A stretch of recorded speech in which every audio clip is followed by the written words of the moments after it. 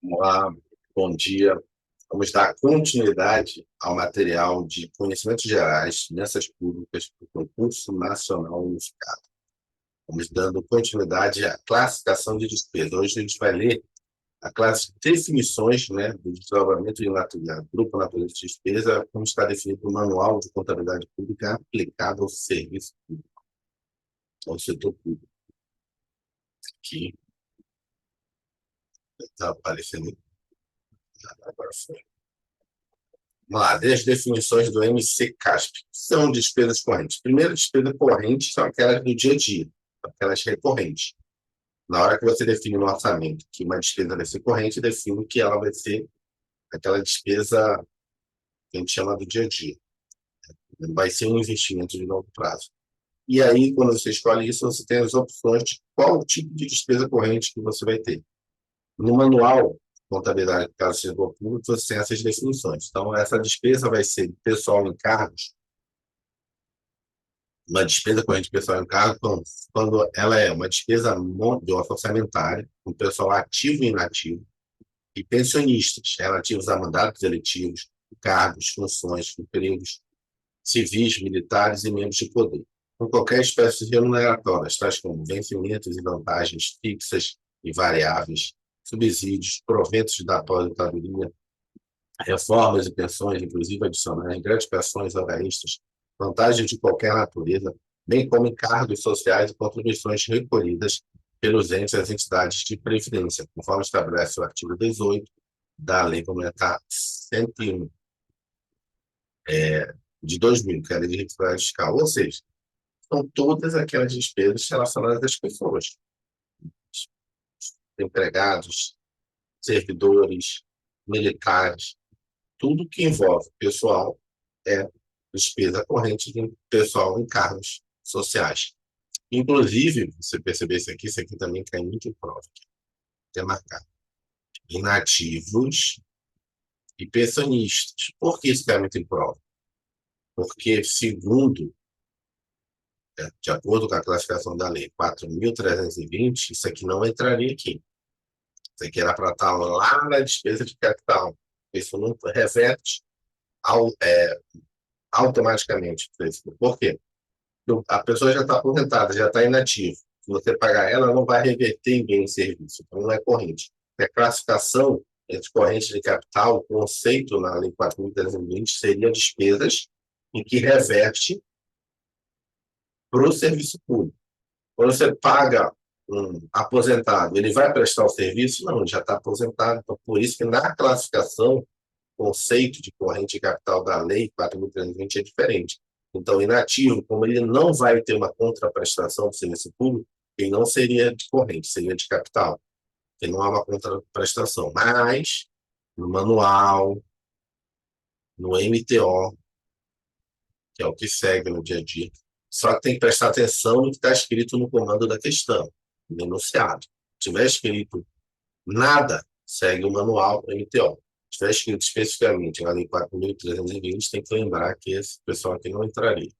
Juros e encargo da dívida são despesas orçamentárias com pagamento de juros, comissões e outros encargos de operações de crédito, internas e externas, contratadas, bem como a dívida pública mobiliária.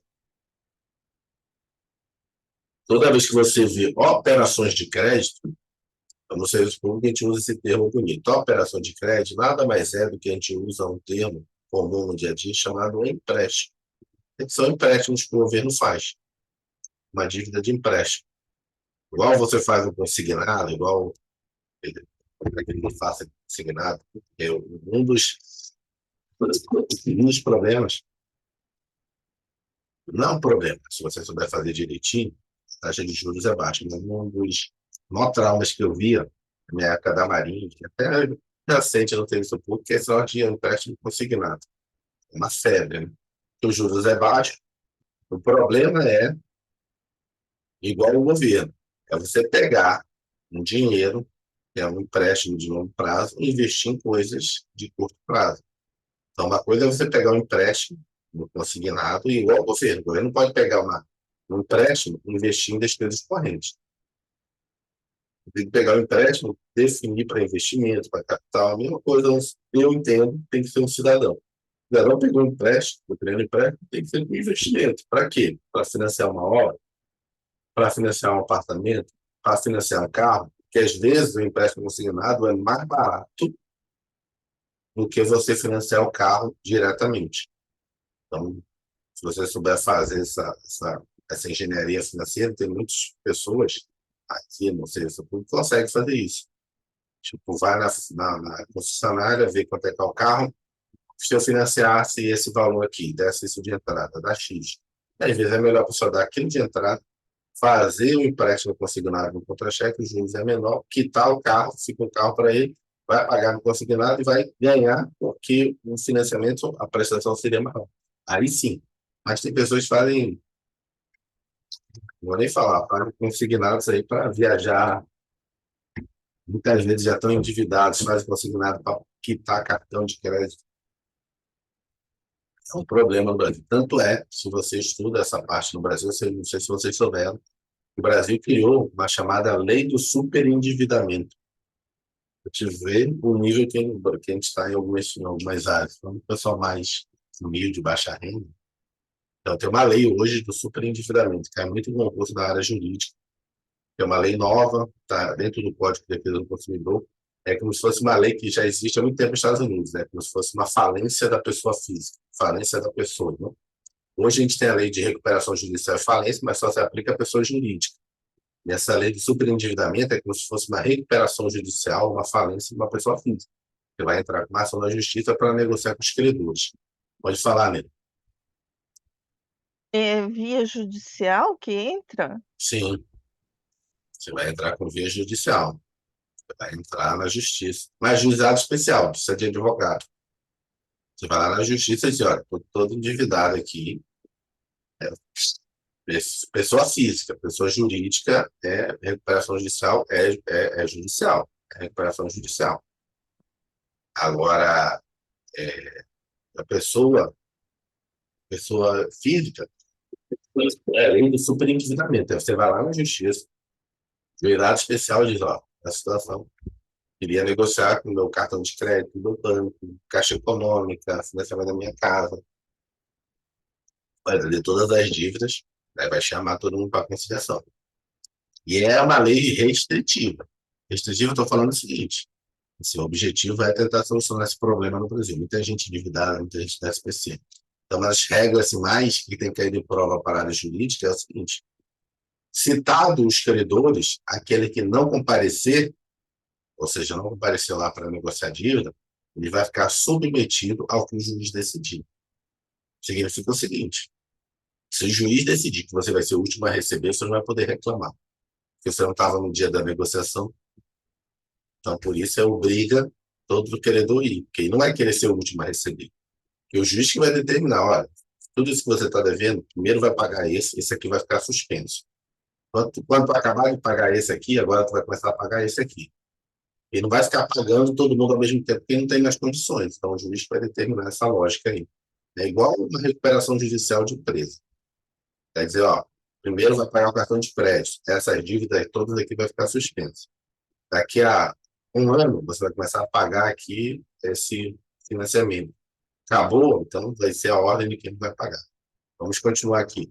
Outras despesas correntes são despesas orçamentárias com aquisição de material de consumo, pagamentos de diárias, contribuições, subvenções, auxílio alimentação, auxílio transporte, além de outras despesas da categoria econômica de despesas correntes, não classificadas em mais grupos de natureza de despesa.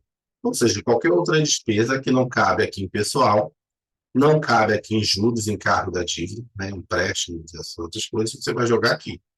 É bem mais simples essa classificação. Lembrando que lá em cima, na receita corrente, você tem tributa com os pais, mais outras despesas correntes, mais transferências correntes. Então, tem lá é muito maior a subclassificação depois que você escolhe. Aqui só são três: encargos de pessoal e sociais, juros, encargos da dívida e outras despesas correntes.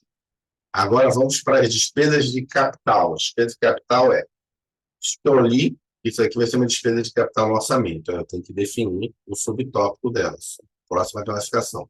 Como é que eu vou saber se ela é de investimento? Se ela é de investimento, se ela fica da seguinte forma: as despesas orçamentárias com softwares, com planejamento e execução de obras, inclusive com a aquisição de imóveis considerados necessários à realização destas últimas, ou seja, destas últimas obras, e com a aquisição de instalações e equipamento de material permanente, ou seja, tudo aquilo que é de capital, que a gente classificaria na contabilidade privada, também é de capital aqui no serviço público, ou seja, material permanente, imóveis, obras.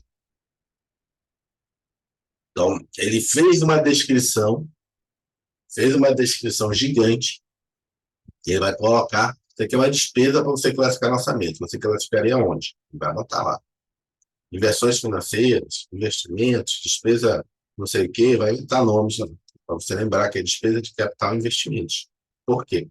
Isso aqui também, ó, software, que a priori fica meio assim, por isso aqui, software hoje em dia é corrente ou de capital? E aí? Você tem uma briga, como é que foi? Estou lembrando agora como é que a gente fez isso.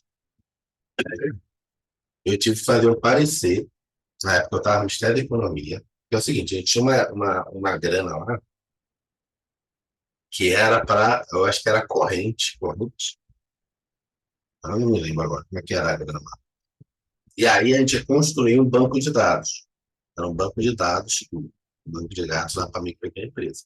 Aí tinha uma briga por causa disso, porque a despesa de capital e investimentos era software. Só que eu não sei se vocês sabem, por exemplo, hoje no software, você não compra software. Antigamente a gente comprava software. Você ia lá, comprava um computador e te dava um CD do Windows. Você comprou aquele software, aquele código certinho é seu. Hoje em dia, como é que a gente compra software? Você paga mensalidade. Hoje, a Microsoft entendeu a sacada desde a ficar vendendo. E o que a Microsoft fazia antigamente? As vendedoras de software. Elas criavam um programa, botavam no CD e diziam, tá aqui, ó, compra o software. Comprava. O software era seu. Aí o que a gente tinha que fazer? Atualizar, lançar um novo Windows, porque aquele ficava para trás. Você comprou aquele, tem direito àquele. E as atualizações daquele. Ok? Ok, então você comprou. Mas no mundo que a gente vive hoje em dia, da chamada economia esqueci, economia da uberização, mas é outro termo. Plataformização da economia, você não compra as coisas, você aluga. Então, software hoje em dia, você não compra um software da Microsoft, você paga a mensalidade para ele. Ad eterno, quando você está usando software, vai ser sempre atualizado, você vai pagar todo mês. No seu cartão, por exemplo, o meu Microsoft 365, eu não comprei, eu pago todo ano eu renovo. Eu sempre quero mais atualizado, Word, Excel, PowerPoint, no meu computador. O Google, mensalidade, Netflix, mensalidade, o Airbnb, mensalidade não, você compra para usar. Carro, usa Uber, mas já existe aluguel também mensal, né, se você não quiser mais comprar carro. Ou seja, tudo. Em alguns locais já, não sei se vocês sabem, você aluga tudo, até roupa hoje em dia você está alugando. Em alguns locais, lógico, a roupa já se alugava, assim, uma roupa de festa, de casamento, essas coisas era normal. Mas falando roupa normal, do dia a dia. Você aluga as coisas todas. É um livro muito bom, não esqueci agora o nome do. É o cara da XP, Venturini. Foi só procurar. Esqueci o nome. Está na ponta da língua o nome do livro dele, que ele traz. Ele está lá no Vale do Silício, ele traz só informações, assim, um livro bem legal dele. Ele coloca assim, vai descrevendo, como se fosse uma coisa do futuro. Você vai lendo o livro e fala, caraca, isso aqui vai ficar muito legal. Depois, ele, no final assim, da descrição dele, fala, não, mas só clicar nesse link aqui que você vai lá e já encontra a empresa. Você pensa que ele está escrevendo uma coisa do futuro, quando na verdade é realidade lá no Vale do Silício. Aluguel de tudo, aluguel de computador, aluguel de tablet, aluguel de... Você não usa nada. Quer dizer, você não compra nada, você só usa. Os equipamentos são tudo alugados da casa. Então, investimento, só prestar atenção aqui, software. Lá, voltando ao meu caso aqui, que eu não finalizei, eu tive que fazer um parecer, que nesse caso, a despesa era específica E aí não queriam que a gente fizesse o contrato por causa desse banco de dados, porque a classificação não era compatível. Aí tinha que fazer um somebody love e dizer, olha, mas esse aqui é um banco de dados, né? Esse aqui, na verdade, não é. Quando você está construindo um banco de dados, isso seria uma despesa, agora não lembro, só pegando a nota técnica. De construir, que durante a construção do banco de dados seria uma classificação, e a partir do momento em que o banco de dados estivesse instituído, seria uma outra classificação. Então, no primeiro momento, poderia usar aquele dinheiro, porque a gente estaria construindo o banco de dados. Aí, depois, sim, não poderia usar aquele recurso que estava disponível, porque aí já o banco de dados já estaria construído. Aí mandamos para a consultoria jurídica aprovou e deixou a gente fazer o contrato. Então, eu defino o Santa Barilov. Então, você saber essas classificações é bom por causa disso, porque a gente tem o dinheiro, o recurso. Na época, acho que eram uns 10 milhões, tinha uns 10 milhões disponíveis, e estava nesse impasse, que não conseguiu usar o dinheiro por causa de que tinha um banco de dados. E a gente conseguiu usar o dinheiro. Inversões financeiras são as despesas orçamentárias para aquisição de imóveis ou bens de capital já em utilização. Presta atenção aqui. Aqui, ó, são despesas orçamentárias e com planejamento e execução de obras, inclusive para aquisição de imóveis, considerados necessários à realização dessas funções, ou seja, imóveis de obras. Aqui, em versões financeiras, para imóveis ou bens de capital já em utilização. Aqui, ó, material permanente para aquisição de instalações. Aquisição de títulos representativos de capital de empresas ou entidades de qualquer espécie constituídas quando a operação não importe aumento de capital e com a constituição aumento de capital de empresas, além de outras despesas classificáveis deste grupo. Ou seja, que é inversões financeiras. Pega essa palavra aqui, inversão financeira, a palavra inversões, coloca investimento.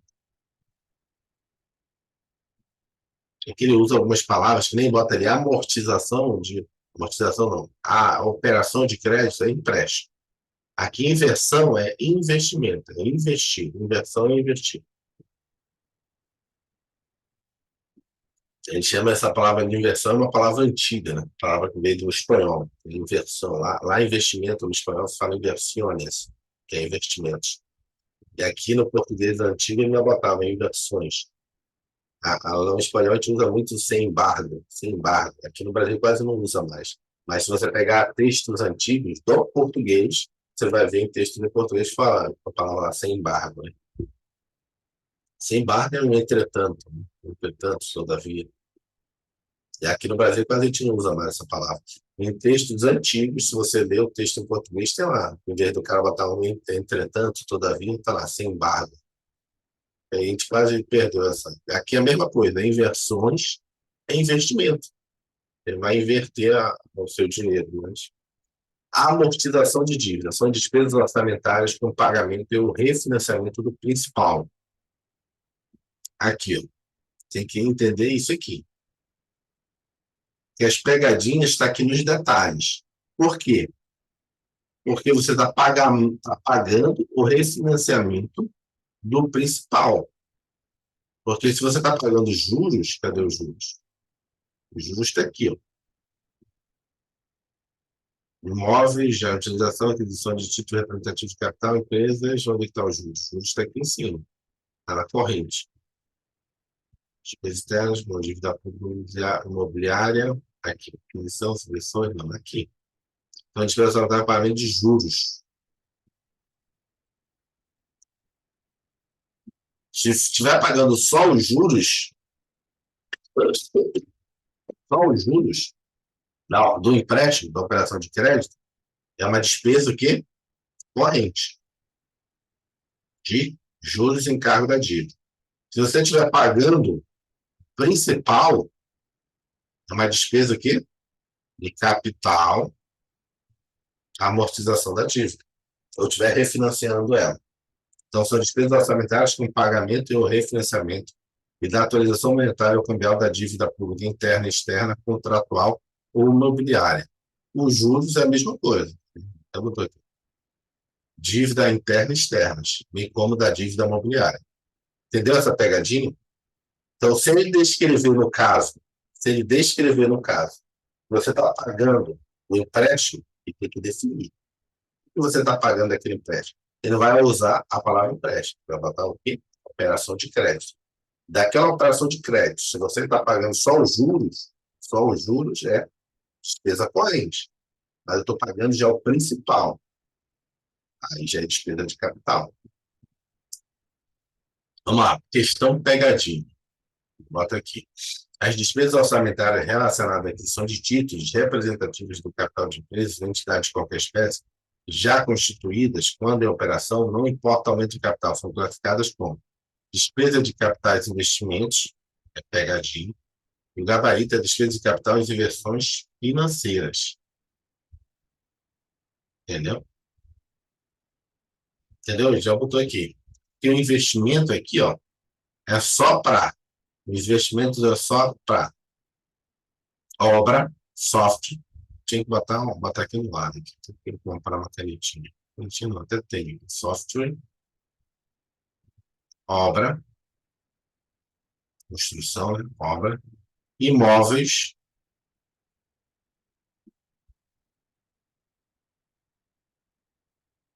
relacionados à obra. Com a utilização de instalações de equipamentos material permanente. Então, é software, investimentos. Isso aqui é investimento, como eu falei, mas só não confundir que aqui a gente usa inversões financeiras, seriam investimentos financeiros. Então, se você está investindo, pensa bem, se você está investindo na compra de títulos, ou seja, ações, né, ações de capital de empresas ou entidades de qualquer espécie, você está fazendo o quê?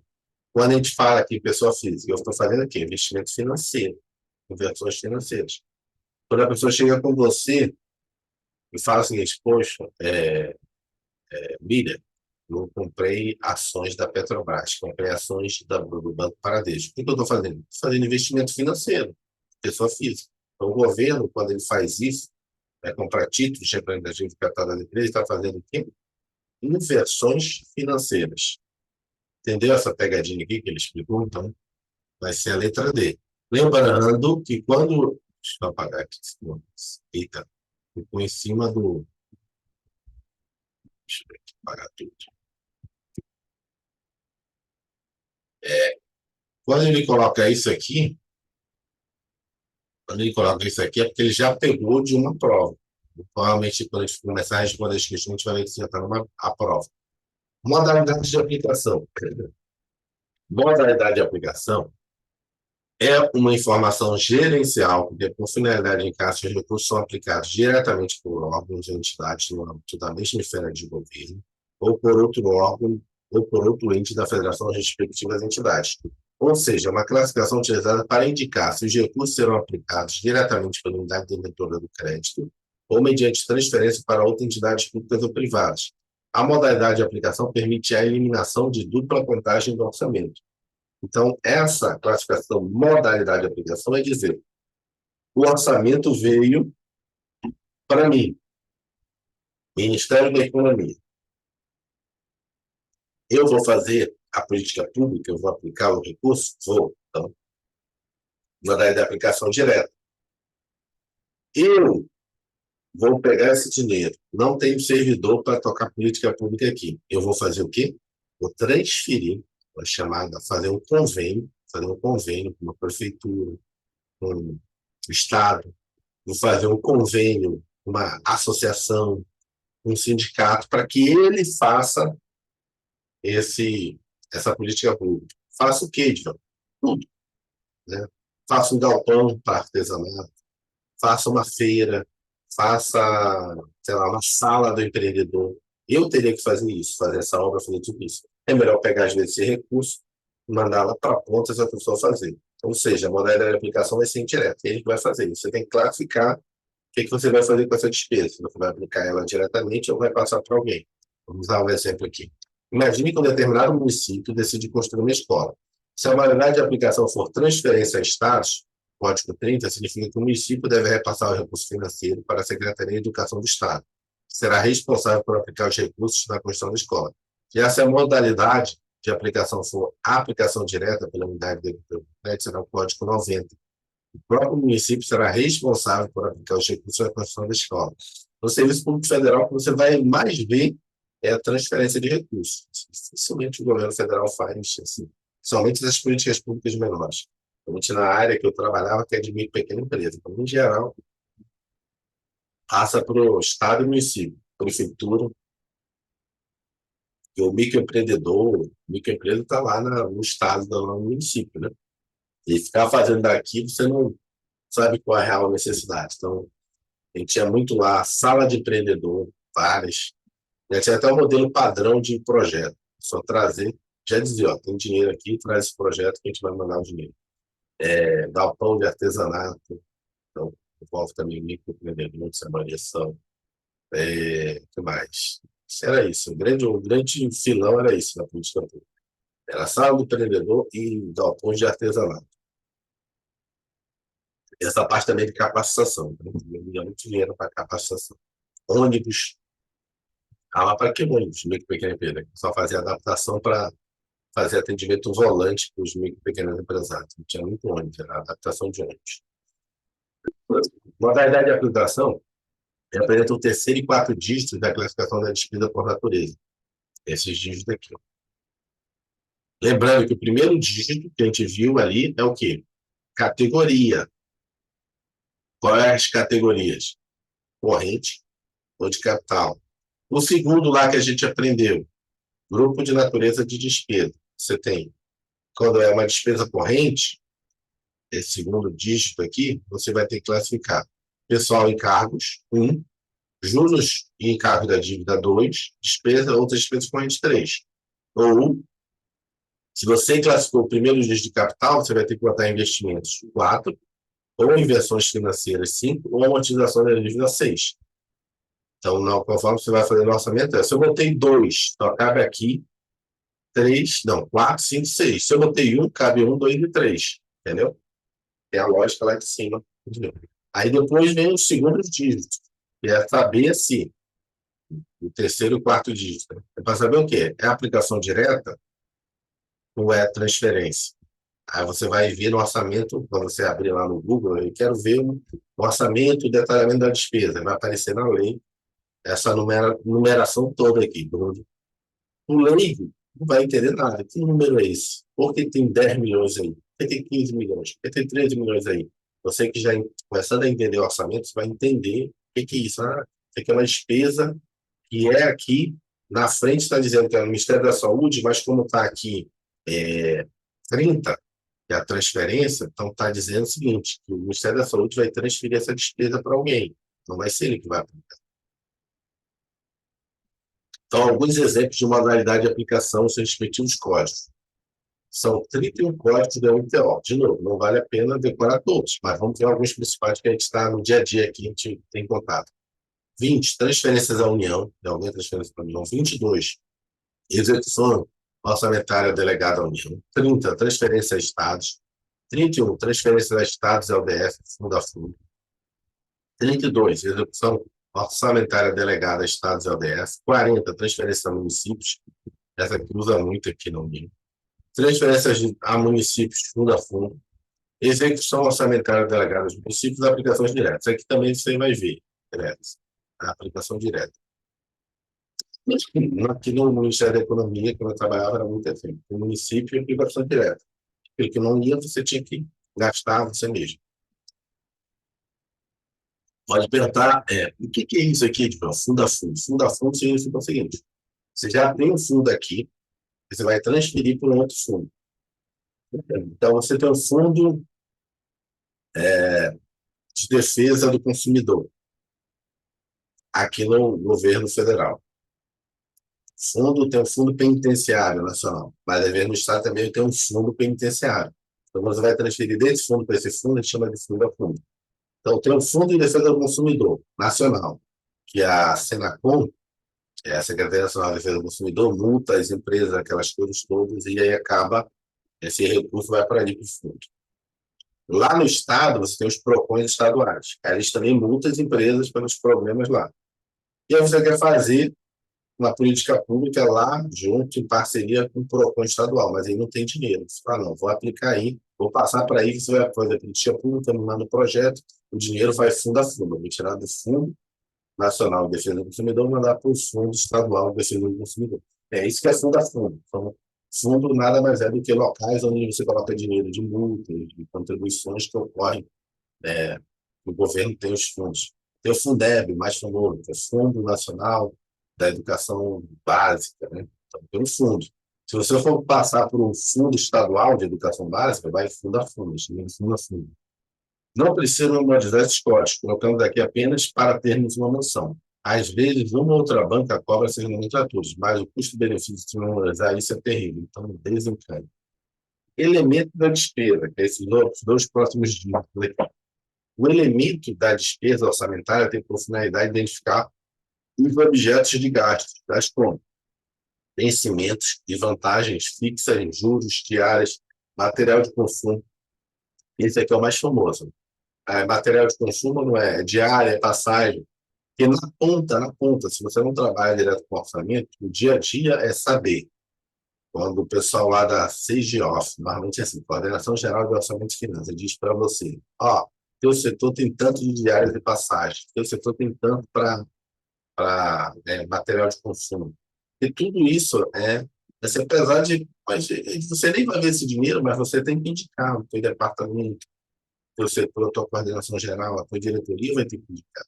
O dinheiro ele é lá esmiuçado até o nível de diretoria, de departamento. Então, o coordenador geral de orçamento e finanças do teu ministério, da tua autarquia, vai dizer: esse dinheiro é para material de consumo, esse dinheiro é para diárias, esse é para passagem. Às vezes, você tem já, no limite, um dinheiro para diárias, não tem mais como pagar diárias, lá o pessoal do teu setor, para fazer viagem, mas você tem de passagem. Aí o coordenador geral de orçamento e finanças fala: mas o outro setor está com dinheiro sobrando invertido. Ele tem para diários, mas não tem para passagem. Então vamos mudar aí. Você vai lá, negocia com outra diretoria. Olha, aqui já está no limite de áreas. Tem como passar aí no seu setor? Eles fazem uma portaria interna e mudam o orçamento. A gente vai entender como é que faz essa mudança de orçamento. O elemento da despesa orçamentária é identificar o objeto dos gastos das contas, vencimentos e vantagens fixas, juros diários e material de consumo. Serviços de terceiros prestados, sob qualquer forma, ou outros que a administração pública utiliza para a concepção dos seus fins. Representa o quinto e sexto livros da classificação da natureza da despesa por natureza. Vocês dizem aqui. Então, alguns códigos, os elementos da despesa são os respectivos códigos. Alguns exemplos dos elementos da despesa são os respectivos códigos. São 84 códigos. Não vale a pena decorar tudo isso. Os mais famosos, vamos ver, vamos ver se eu encontro alguns que trabalham. Ponto 01. Aposentadoria do RPPS, reserva remunerada, reforma de militares. 03. Pensões do RPPS do militar. 04. Contratação por tempo determinado. 30. Isso aqui cai muito. Isso aqui cai muito, não. No dia a dia a gente vê muito. Material de consumo. Vê 30 lá, já sabe. Ah, tá. É sempre assim. Tem que ver assim. 33, 90, 30. Normalmente memoriza assim. Agora não lembro por que o 33 aqui. O 90 é aplicação direta. Então, eu sabia que o orçamento vai ser aplicado em 90. 30 sabia que era material de consumo. Agora não me lembro por que do 3, que é cita corrente de capital. Está faltando aqui. Qual é a outra aqui? O 3. Mas eu vou tentar lembrar aqui. Outros serviços de terceiros, pessoa física. Outros serviços terceiros. Esse aqui também, 39. 3390, 39, que é serviços. Serviços prestados. E aí, acho que nos serviços prestados cabe aí compra de passagem aérea. Material de consumo, não, material de consumo não tem. 41 contribuições, 42 auxílios, 52 equipamento de material permanente, 52 também cai. Cai não, eu estou falando, a gente vê muito aqui no serviço público. Ó, final 52, final 52 só pode comprar computador, comprar mesa, cadeira e despesas anteriores. Isso aqui, de vez em quando você vai ver que é justamente aquela despesa que o seu Seu setor fez uma licitação, fez uma contratação, não conseguiu pagar. No ano seguinte, vai ter que entrar com despesa de exercício anterior. Aqui vale a mesma observação feita pelos códigos da modalidade de aplicação. Qual é a mesma observação? Não vale a pena decorar. Tem muito código. Aviso. Pessoal, aqui vale a pena trazer o conceito de material de consumo. Aqui ele botou código aí. Pois algo mais branco, eu gosto deste item, que é o código 30, né? 39030. O que é material de consumo? Nos termos do Manual de Contabilidade aplicado ao setor público, material de consumo são as despesas orçamentárias com álcool automotivo, gasolina automotiva, diesel automotivo, lubrificante automotivo, combustível e lubrificante de aviação, gás engarrafado, outros combustíveis e lubrificantes, material biológico, farmacológico e laboratorial, animais para estudo, corte ou abate, alimentos para animais, material de calderia ou de usos zootécnicos, sementes e mudas de plantas, gêneros de alimentação, material de construção para reparo de imóvel, material de manual de patrulhamento, material de proteção, segurança, socorro, sobrevivência, material de expediente, aqui a gente usa no serviço público civil, aqui, material de expediente, material de cama e mesa de cozinha, produtos de higienização, material gráfico e processamento de dados, aqui também usa muito. Aquisição de disquete, isso aqui não existe mais, né? Pendrive existe. Material para esportes e diversões, material para fotografia e imagem, material para instalação elétrica e eletrônica, material para manutenção, reposição e aplicação, material odontológico, hospitalar e ambulatorial, material químico, material de telecomunicações, vestuário, uniforme, fardamento, tecidos e aviamento, material de condicionamento e embalagem, suprimentos de proteção de voo, suprimentos de aviação, sobressalentes de máquinas e motores em navios e esquadra, né? Explosivos e munições, bandeiras, flâmulas, insígnias e outros materiais de consumo não duradouro. Vou pegar aqui outros materiais de consumo não duradouro, material de consumo, lembrando que isso aqui é material de consumo. Isso aqui eu quero muito, material de expediente, vai descrever compra de caneta, compra de papel A4, compra de pasta, é tudo 30, tem que ter orçamento no 30. Comentário. Pessoal, o MCCASP lista vários tipos de materiais de consumo que são considerados despesas orçamentárias. Esses materiais são utilizados para diversas finalidades, como alimentação, transporte, manutenção, segurança, escritório, entre outros. Essa lista é meramente executiva, não precisa decorá-la. Perceba que esses materiais são considerados consumíveis, material de consumo, ou seja, são utilizáveis e se esgotam ao longo do tempo, não sendo considerados bens duráveis. Material por encomenda. Na classificação da despesa de material por encomenda, a despesa orçamentária somente deverá ser classificada como serviços de terceiros, elemento da despesa 36 ou 39, que o próprio órgão ou entidade fornece a matéria-prima. Caso contrário, deverá ser classificado como no elemento da despesa 52, em se tratando de confecção de material permanente, no elemento 30, de material de consumo. Vamos entender isso aqui no calma.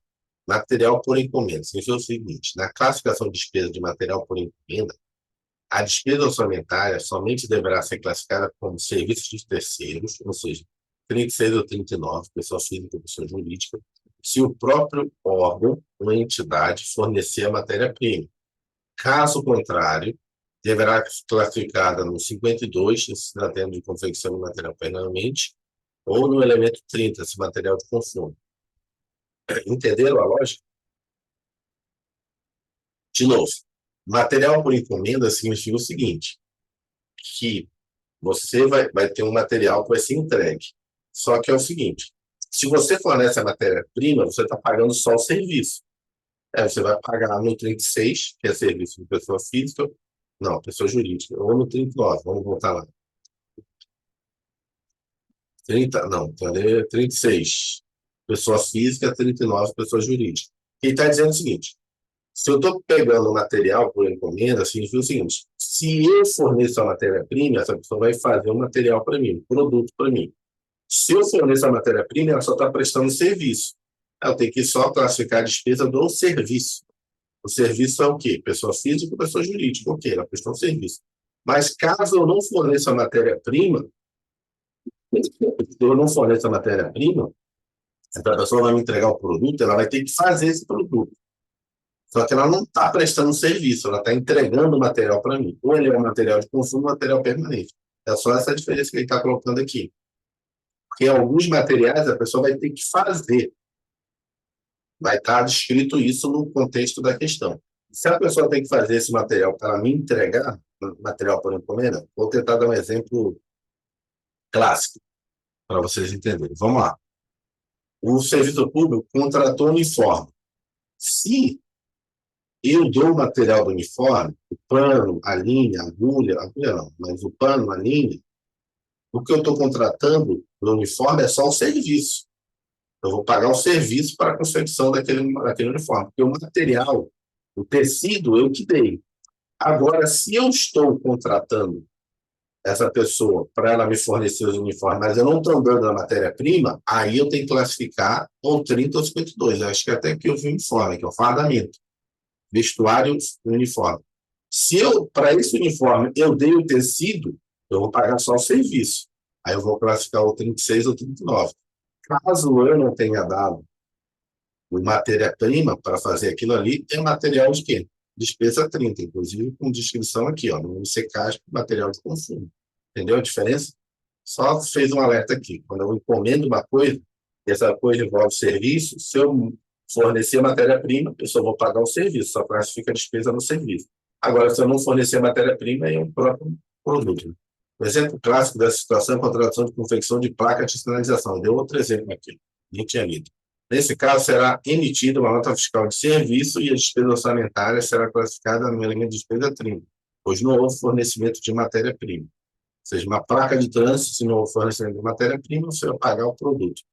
Desdobramento facultativo do elemento da despesa.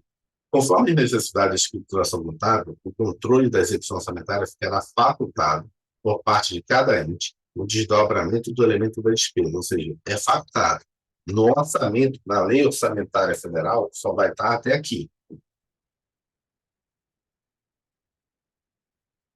Esses dois últimos, o órgão, internamente, vai usar para que ele tenha um detalhamento melhor de onde ele está aplicando o recurso. O Ministério, a autarquia, ele pode fazer esse desdobramento. Representa o 7º e 8º dígito da classificação da despesa por natureza. É igual a gente, pessoa física. Tem gente que faz o seguinte no seu orçamento familiar. Despesa com cartão de crédito, X. Mas será que esse detalhamento é o suficiente para você? Para algumas pessoas é. Está acostumado a pagar, sei lá, 1.000, 2.000 no cartão de crédito. Mas tem gente que fala, não, é que foi despesa com cartão de crédito, o desdobramento da despesa minha familiar. Só que eu quero saber no cartão de crédito, quanto é que foi para o mercado? Quanto é que eu paguei aqui no mercado? O desdobramento do meu cartão de crédito. Quanto é que eu paguei aqui para abastecimento? Gasolina, é X. Quanto é que eu paguei aqui, eventualmente, sei lá, de assinatura do Netflix, assinatura disso. Quanto é que eu paguei aqui no cartão de crédito de medicamento esse mês? Entendeu a questão de desdobramento? O orçamento ele vai te dar até ali, aí depois você internamente diz, não, mas eu quero mais 2 dígitos aqui para eu entender no meu órgão, por uma questão de gestão, de onde é que está indo mais.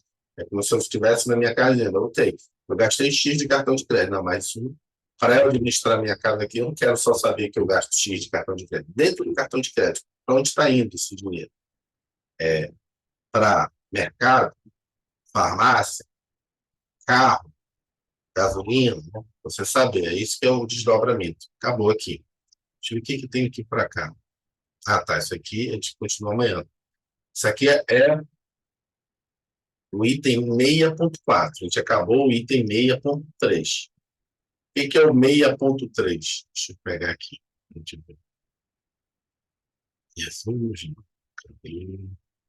eu editar aqui. Conhecimentos gerais destrinchados. Que foi da prova de ontem. Então, o que a gente acabou de ver aqui? A gente viu atribuições econômicas do Estado, fundamento das finanças públicas, tributação e orçamento. A gente acabou de ver esse aqui, ó. Fundamentos das políticas públicas, estruturas de receita, estruturas das despesas. Então, a gente viu a classificação, da receita, tributa com os pais, opera ali a multa, e acabou de ver as despesas do Estado brasileiro, essas classificações. A gente não vai começar hoje, a gente faz amanhã esse item 6.4. E aí a gente acaba essas 2 apostilas e faz exercícios. E depois dos exercícios a gente entra na lei complementar 101, que é a Lei de Responsabilidade Fiscal, e acabou finanças públicas. E aí vai ficar faltando, isso aqui a gente já viu, já vimos, vamos acabar aqui, ó, já vimos, Administração Pública Federal, já vimos, Diversidade e Inclusão na Sociedade, Ética e Integridade, já vimos, Transparência, todo aquele assunto. Desafio dos Estados, né, de Direito, Democracia e Cidadania, vimos também tudo lá. E vai ficar faltando isso aqui, 4 itens, que é políticas públicas, para fazer antes do civil, mas vimos praticamente tudo. Se Deus A quiser, vamos ficar bastante. Qual? a diversidade e inclusão social a gente não viu, né? Não, estava aqui, ó, te viu junto com o primeiro, Desafios do Estado de Direito e Democracia. Tá? A gente viu junto. Depois eu mostro para vocês. A gente viu o seguinte. Falando Viu sobre sobre discriminação e preconceito. A gente viu sobre racismo, a classificação do que é discriminação, do que é preconceito, do que é racismo. A gente viu sobre a questão de feminismo. Até que eu não sei o nome, falar o nome da mulher, esqueci o nome da mulher. O Samuel que falou o nome da mulher, esqueci, não sei o que. Me esqueci o nome dela, mas não sei também pronunciar. É a francesa lá, Bordeaux. É, o nome daquela. O nome da francesa, tem que aprender francês. Mas, se for o caso, a gente pode fazer uma revisão. A minha ideia é, se a gente acabar aqui, e vamos acabar antes da prova, é pegar só aqueles quadros que tem durante o material. Então, hoje, vamos ver só os quadros de administração pública, ok, exercício. Não, vamos ver só os quadros agora de finanças públicas, exercício. E pelo quadro, a gente relembra tudo aquilo que a gente leu. Que o quadro é o resumo. Deixa eu só parar aqui para a gente fazer um negócio.